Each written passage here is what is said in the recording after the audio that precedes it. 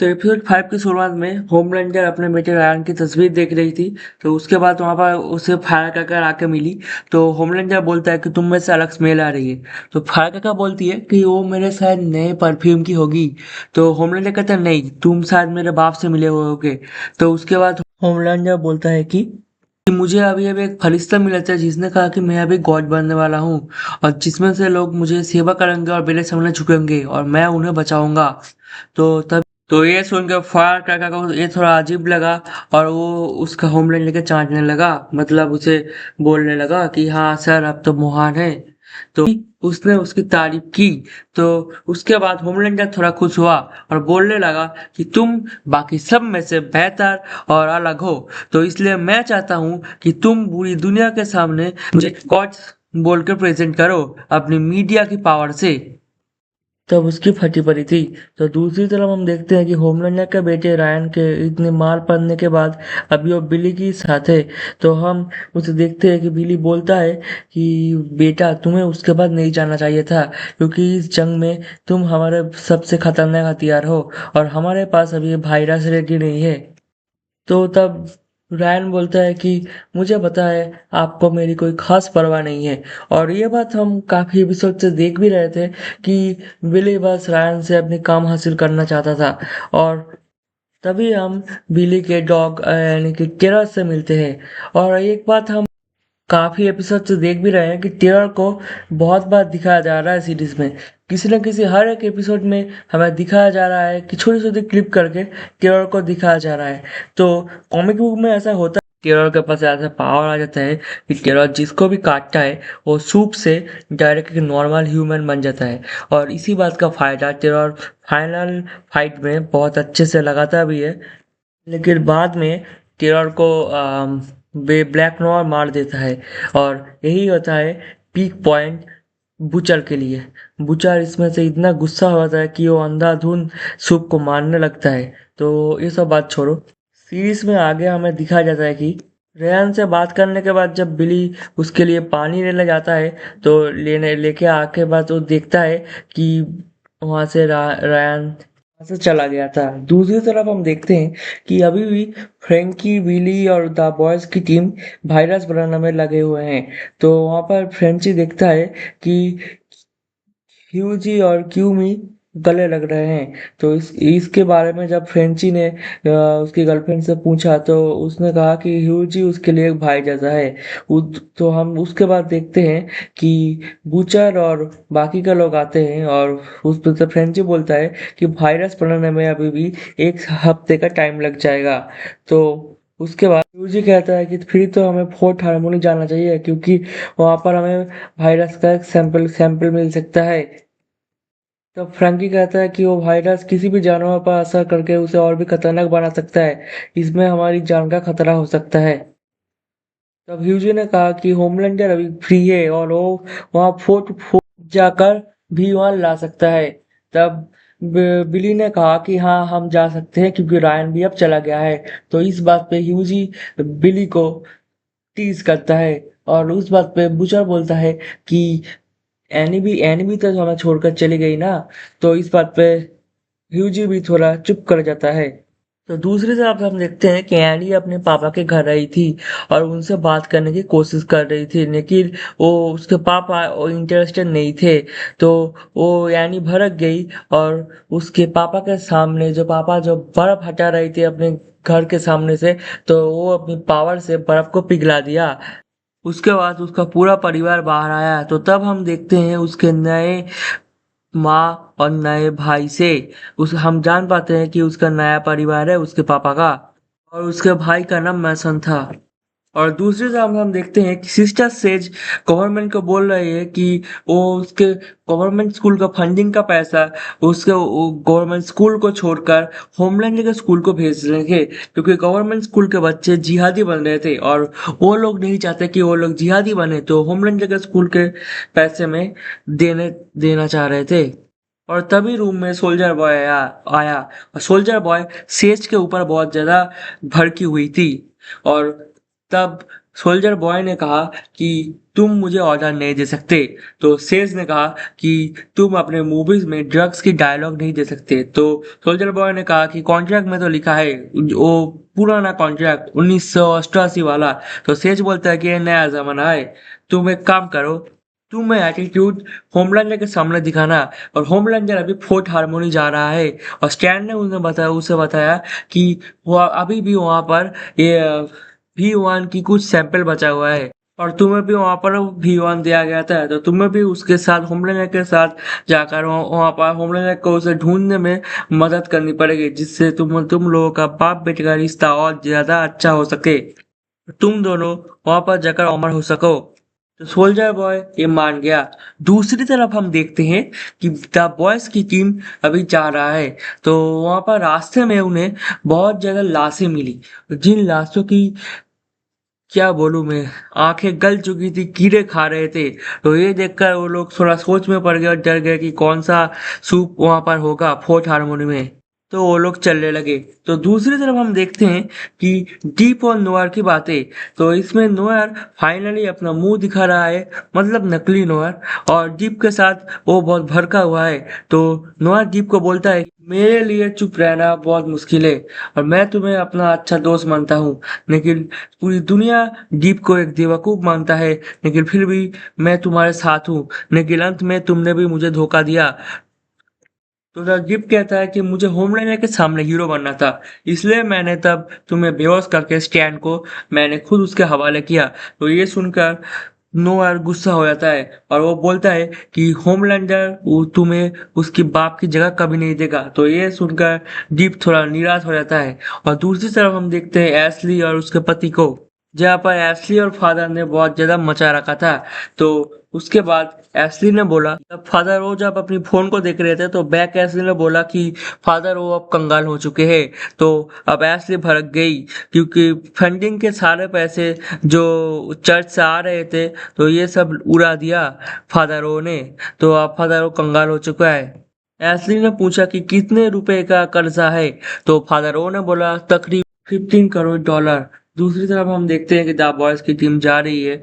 तब हम देखते हैं कि ह्यूजी बहुत गुस्से में है एनी के ऊपर, क्योंकि जब पिछले साल वो मरने वाले थे तब एनी गुस्से में थी, और जब पिछले साल शिप शिफ्टर ने एनी के रूप लेकर ह्यूजी के साथ मजाक किया था, तो तब भी एनी ह्यूजी पर गुस्सा हो गई थी।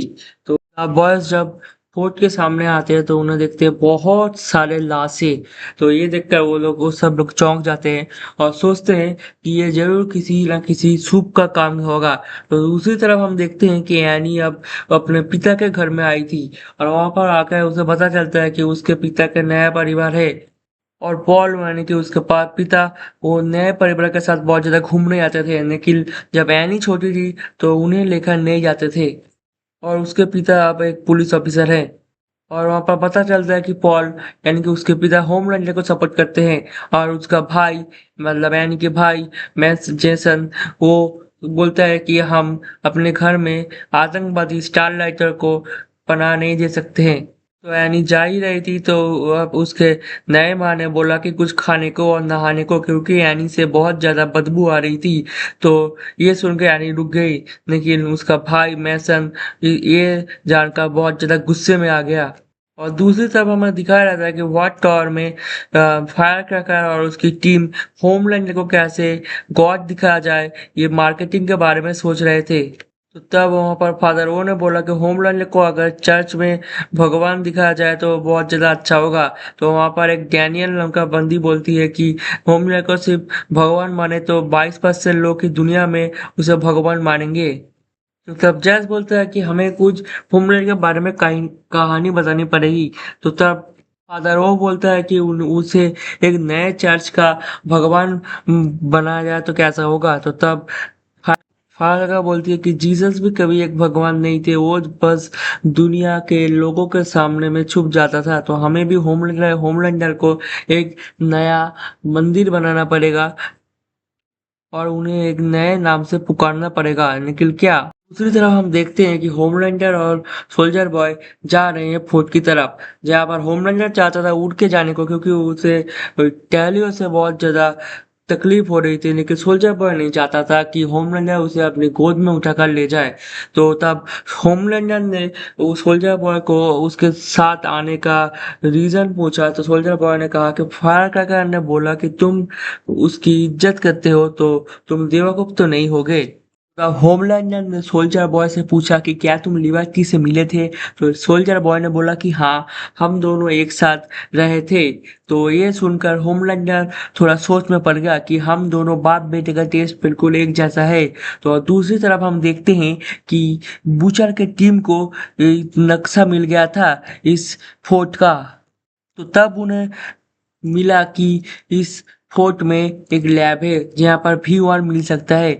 तब बूचर किमिको का मजाक उड़ाने लगी, तो ये देखकर ह्यूजी और एमएम भी भड़क गए। ह्यूजी बूचर को कहता है कि रेयान को तुमने ही भेजा था होमलैंडर के साथ मार खाने के लिए। तब बूचर कहता है कि तुमने भी तो अपने बाप को ज़ॉम्बी बनाया, उसके बाद मार दिया था ना।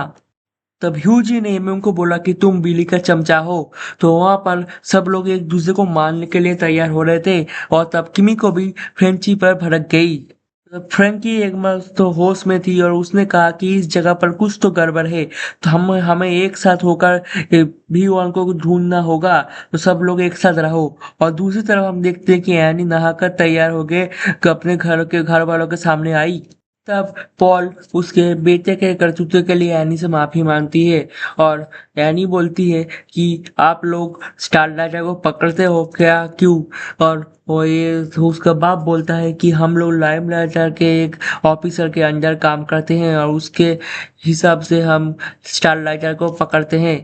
तो एनी बोलता है कि आपको उनके खिलाफ आवाज उठाना चाहिए। तो पॉल कहता है कि जो भी उसके खिलाफ आवाज उठाता है उसके परिवार को रातों रात गायब कर दिया जाता है। तो मुझे अपना परिवार पसंद है, मैं नहीं चाहता कि उन्हें कुछ हो, इसलिए मैं चुप रहता हूँ। तब एनी ने कहा कि मुझे लगा आपको बच्चे नहीं पसंद, लेकिन मुझे अब लग रहा है कि आपको मैं नहीं पसंद थी। तो तब पॉल एक बक्सा निकालता है जिसमें से एनी की पेपर कटिंग, न्यूज़पेपर की कटिंग और भी बहुत कुछ सारी थी जो मूवीज की टिकी जा रही थी। तो इससे पॉल बोलता है कि बेटा, मैं हमेशा से तुमसे बहुत ज्यादा प्यार करती थी, और जब तुमने द 7 को छोड़ा तो मेरा सर गर्व से ऊंचा हो गया। तो ये देखकर एनी बहुत खुश हुई, और उसके बाद पॉल बोलता है कि बेटा, मैंने हमेशा तुमसे बहुत ज़्यादा प्यार किया है और मैं खुश हूँ जो तुम कर रहे हो। तो एनी इस बार पूछती है कि तो आपने हमें छोड़ क्यों दिया था? तो तब पॉल कहता है कि मुझे तुम्हारे मॉम से चर्च में प्यार हुआ था और हम दोनों साथ में इस दुनिया को बचाना चाहते थे। फिर तुम पैदा हुई और तुम्हारे माँ को लगता था कि कंपाउंड फी देने से तुम और ज्यादा बेहतर हो जाओगे। तब मेरे पास पैसा भी नहीं था, इसलिए मुझे उसकी बात माननी पड़ी, और उसने तुम्हें भरोसा दिलाया कि तुम्हें भगवान ने चुना है, और वो तुम्हें ऐसे ही समझाने लगी। मुझे ये बात अच्छी नहीं लगी, इसलिए मैं ये सब छोड़कर चला गया। तब एनी कहते हैं कि डैड, मुझे उस वक्त आपकी जरूरत थी। तो पॉल माफी मांगता है और बोलता है कि मुझे अगर दोबारा कोई मौका मिलता तो मैं वही करता, तुम्हारे साथ रहता। तो तब एनी बोलती है कि डैड, मैं भी आपकी तरह हूँ, मैंने भी किसी एक को छोड़ के आया है जिसे मैं बहुत ज्यादा प्यार करती हूँ। तब पॉल कहता है कि हम जिससे प्यार करते हैं वो हमारी कमजोरी नहीं, बल्कि उन्हीं से ही हमें लड़ने की उम्मीद मिलती है। उसके बाद एनी मैसन से मिलने गई और उससे बात करने चाहा। दूसरी तरफ जब द बॉयज जाने के वक्त फ्रेंची को दिखा कि बहुत सारे सोल्जर मरे पड़े थे, ये और वो लोग के आपस में ही लड़के मर गए। तो तभी फ्रेंकी को वहां पर बिजली की पॉटी ऐसी कुछ स्मेल आई, और उसे पता चला कि ये ऐसी गंध से इंसान के अंदर गुस्सा बहुत ज्यादा बढ़ जाता है, और इसीलिए उसके दोस्त भी, यानी बुचारे में वो सब एक दूसरे से लड़ रहे थे। लेकिन फ्रेंची ने अपनी जिंदगी में बहुत ज्यादा नशा कर लिया था, इसलिए उसे इस ड्रग्स की असर नहीं हो रहा था। और तब बुचर ने देखा कि सोल्जर बॉय और होमलैंडर इसी तरफ आ रहे हैं। तो उस वक्त होमलैंडर और एमएम लड़ने के लिए आगे आए। तो उस वक्त उसे फ्रेंची ने रोका और बोला कि होमलैंडर और सोल्जर बॉय हम लोगों को मार देंगे और V1 लेकर चले जाएंगे। क्या इसी दिन के लिए बुचर तुम लड़ रहे हो? और एमएम, तुम्हारा परिवार के बारे में सोचो जरा। ये सुनकर दोनों ही शांत हो गए। और उसके बाद सीन शिफ्ट हुआ और हम देखते हैं कि एनी मैसन के रूम में आई और वहां पर आकर देखा कि मैसन डीप और नोयर की शो देख रहा था। और तब एनी ने देखा कि उसके रूम में बहुत सारे सुप हीरोइन के तस्वीर लगी थी। ये देखकर एनी थोड़ा चौंक गई और उसके बाद मैसन एनी को आतंकवादी कहने लगी। तो उसके बाद एनी बोलता है कि बेटा तुम्हें सब कुछ नहीं पता, तुम होमलैंड के स्कूल में पढ़ते हो और मीम्स से तुम्हें कंट्रोल किया जाता है और ऐसी शो से। लेकिन मैसन को इस बात पर बिल्कुल भी यकीन नहीं था, वो उसे आतंकवादी सोचने लगी। और फिर एनी ने उसके बचपन की बात यानी कि अपने पिता के बारे में कुछ वो यादें शेयर शेयर की। तो ये सुन जेसन भी खुश हुआ। दूसरी तरफ हम देखते हैं कि होमलैंडर और सोल्जर बॉय लैब की तरफ आ गए हैं और लैब देखकर सोल्जर बॉय को अपनी कुछ पुरानी यादें याद आ गई, जिसमें फ्रेंची को एक बॉटल मिली टूटी हुई और निकिल खाली थी। निकिल की बोतल के अंदर से केमिकल बाहर आ रहा था और बोतल को बहुत जोर से पंच किया गया था। तो ये शुरू देखकर उन्हें लगा कि ऐसे पंच सोल्जर बॉय के साथ साइड नाम के सूप का हो सकता है। और वहां पर कहीं माल की पुड़िया पड़ी हुई थी और शायद वही वहां से V1 का सीरम लेके चला गया है, ऐसा उन्हें लगा। दूसरी तरफ एनी के पिता के घर में एनी का पिता का दोस्त यानी एक पुलिस ऑफिसर एड आ गया था और उसे उसे शक हुआ था इसके घर में एनी आई है। और ये बात किसी और ने नहीं, जेसन ने उसे फोन करके बताया था कि स्टारलाइट हमारे घर आया है। ये सुनकर स्टारलाइट को देखकर एड उसे गन पॉइंट पे लाई और एनी भी भड़क गई, अपनी पावर ऑन किया। लेकिन ये देखकर पॉल उन दोनों को समझाया और शांत किया कि एड तुम हमारे दोस्त हो, एड तुम सालों से हमारे पड़ोसी हो, जिसमें तुम्हारे पत्नी के मरने से हमने ही तुम्हें संभाला था। लेकिन एड बोलता है लेकिन फिर भी तुमने कभी नहीं बताया कि तुम स्टारलाइट के पिता हो। तब पॉल कहता है कि एड हम हमारे बॉस के कहने से हमारे पड़ोसियों को ही जेल में डाल देते हैं और ये गलत बात है और वोट हमें घुमा रहा है तो हमें उनके खिलाफ जाना पड़ेगा।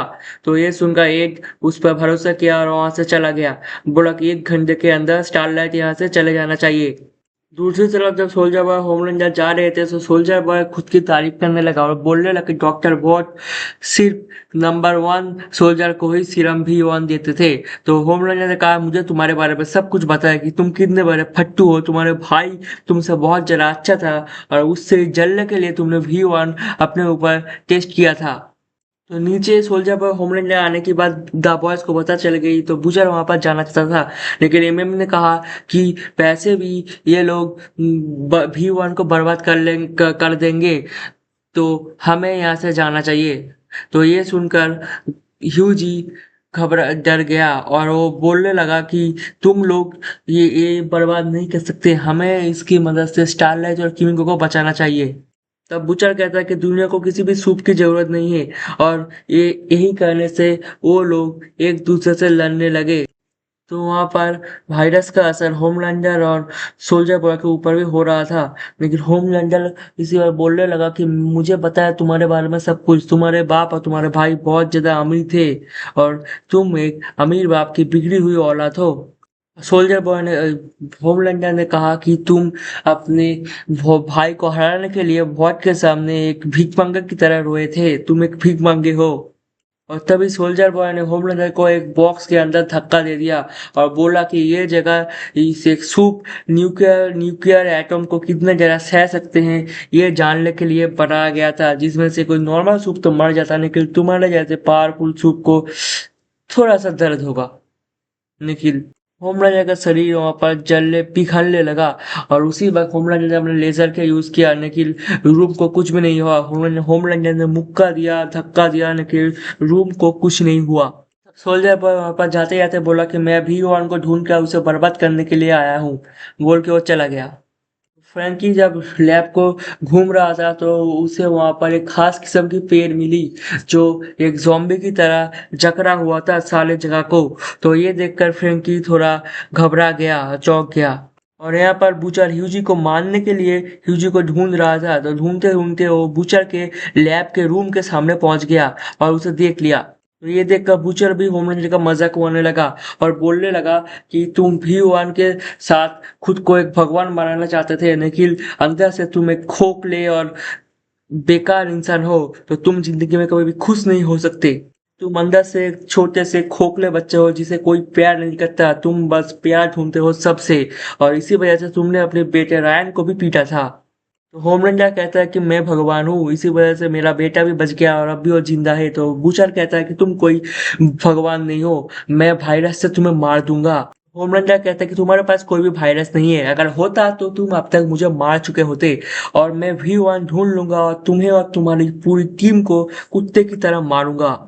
तो तब बूचर कहता है कि मैं मरने से पहले तुझे मार दूंगा। और ये सुनकर होमलैंडर कहता है कि ये दुनिया मेरे पैरों के नीचे बन रहने के लिए बनाई गई है और मैं इस दुनिया पर राज करूंगा। ये सुनकर बूचर वहां पर चला जाता है। तो तब तक ह्यूजी ने एमएम के ऊपर गोली चलाई और एमएम ह्यूजी को मारने लगा, तो किमिको ने उस पे अपनी पावर से उसे मारा और ये तीनों एक दूसरे को मारने पीटने में लगे हुए थे। ह्यूजी ने उसके बाद किमिको पे ऊपर भी गोली चलाई और ह्यूजी एक छोटे से बंकर के अंदर जाकर छुप गया और किमिको उसे बाहर से पीट रही थी, उसे ढूंढ कर उसे खत्म करना चाहता था। जब सोल्जर बॉय लैब को घूम रहा था तो वहां पर उसे फ्रैंकी दिखा। तो फ्रैंकी ने उसका सोल्जर बॉय का मजाक उड़ाया। तो जब सोल्जर बॉय का गुस्सा आया तो सोल्जर बॉय फ्रैंकी के पीछे गया और फ्रैंकी आकर खास पेड़ के पास लेके आया सोल्जर बॉय को। तो पेड़ को देखकर सोल्जर बॉय चौंक गया। असल में ये पेड़ में असल एक इंसान था, जो इंसान पहले सोल्जर बॉय का दोस्त हुआ करता था, लेकिन V1 लेने के बाद उस पर उल्टा असर हुआ और वो वायरस की वजह से एक पेड़ में तब्दील हो गया। उस वक्त फ्रैंकी को पता चलता है कि सोल्जर बॉय और क्वीन नाम के बंदे जो सोल्जर बॉय का दोस्त थे, उस पे ऊपर एक साथ V1 टेस्ट किया गया था और उसके बाद लिबर्टी और बाकी सारे दोस्तों के साथ एक साथ टेस्ट किया गया था। सोल्जर बॉय अमीर होने के लिए उसके सारे दोस्त उसका मजाक उड़ाते थे यार, बोलते थे कि अमीर बाप का बिगड़ा औलाद। तो ऐसे कुएल को देखकर सोल्जर बॉय तो बहुत खुश हुआ था। और तो उस पर फ्रेंकी ने बोला कि इसी कुएल की वजह से ये यहाँ पर सब गुस्सा और आउट ऑफ कंट्रोल हो रहे थे। तो सोल्जर बॉय तुम उसे अपनी पावर की मदद से मार दो। तो सोल्जर बॉय ना बोलता है क्योंकि वो उसे और ज्यादा तड़पते हुए देखना चाहता था। तो ये सुनकर फ्रैंकी सोल्जर बॉय को भड़काने लगा और उसका मजाक उड़ाने लगा। तो सोल्जर बॉय गुस्से में आकर अपनी पावर ब्लास्ट करके वो फ्रैंकी को ऊपर मारा, लेकिन फ्रैंकी वहां से हट गया और क्विल मर गया। और क्विल मरते ही सब लोग नॉर्मल हो गए और एक दूसरे से माफी मांगने लगा कि हमने सोल्जर बॉय ने भी क्वीन से माफी मांगी। और उसके बाद सब लोग अपने ऊपर शर्म से चुप हो गए और कार से वापस जाने लगे। लेकिन बुचर ये सब देखकर बुचर को एक आइडिया आया कि कैसे कुछ प्लान कर सकते हैं। और दूसरी दूसरी तरफ एनी पॉल के परिवार से गले मिल रही थी और वो वापस जाने के लिए तैयार हो रहा था। और वहां पर जेसन ने भी एनी से माफी मांगी उसे आतंकवादी बोलने के लिए। और पॉल ने बोला कि तुम यहाँ पर वापस जरूर आना। एनी ने कहा जरूर आऊंगी। तो पॉल ने एनी को समझाया कि तुम जिससे प्यार करते हो उसका साथ कभी मत छोड़ना और उसे साथ देने के लिए बोला। यानी हाँ बोल के वहां से चली गई। तो दूसरी तरफ होमलैंडर अपनी पावर की मदद से बॉक्स से बाहर आ गया और वो सोल्जर बॉय की तरफ लेजर जला के आया भड़का हुआ था। सोल्जर बॉय ने कहा कि V1 यहाँ पर नहीं था और होमलैंडर ने देखा कि सोल्जर बॉय वहां पर रो रहा था। तो होमलैंडर उसे कमजोर देखकर वहां से चला गया। और किमिको ने फ्रैंकी से माफी मांगी क्योंकि किमिको ने उसके काफी दोस्तों को मारा था और फ्रैंकी को भी उल्टा सीधा बोला था। तो फ्रैंकी ने कहा कोई बात नहीं, मैं तुम्हारी वजह से बदल जाऊंगा। तो किमिको ने कहा कि तुम्हें बदलने की कोई जरूरत नहीं है, तुम जैसे हो मुझे वैसे ही पसंद हो। और तब तक एनी भी ह्यूजी से मिली और ह्यूजी से माफी मांगी उसे छोड़ के जाने से। तो ह्यूजी ने कहा अच्छा हुआ तुम यहाँ पर नहीं थे क्योंकि आज हमारा दिन कुछ अच्छा नहीं था। और यहाँ पर रूम में बैठा बूचर कैसे सोल्जर बॉय को V1 दे के दिया गया था उसका वीडियो देख रहा था। और तभी वहां पर एमएम आया और एमएम ने उससे बूचर से माफी मांगी। और फिर बूचर ने टीवी का चैनल चेंज किया और न्यूज चलाया। न्यूज पर दिखा रहा था कि फादर वो पूरी दुनिया को बता रहा है कि होमलैंडर के नया चर्च के बारे में। और वहां पर एस्ली और फायर दोनों को ही इस बात पे थोड़ा सा कम यकीन था, लेकिन दोनों ही मुस्कुरा रहे थे। फिर फादर ओ ने बहुत जोर से चिल्लाया, बोला कि भगवान के भेजे हुए नए दूत के से मिलिए आप। और वहां पर लाइट बंद हुई और लाइट स्पॉटलाइट किया होमलैंडर के ऊपर। होमलैंडर वहां पर आ रहे थे जैसे कि हमारा मसीहा हो ये बोलकर, जहाँ पर होमलैंडर को जीसस का नया रूप बोलकर मार्केटिंग करना जा रहा था। और इसी के साथ हमारा द बॉयज का बेहतरीन एपिसोड खत्म हुआ। तो आप लोगों को ये एपिसोड कैसा लगा हमें जरूर बताइए और प्लीज चैनल को सब्सक्राइब करिए। बाय।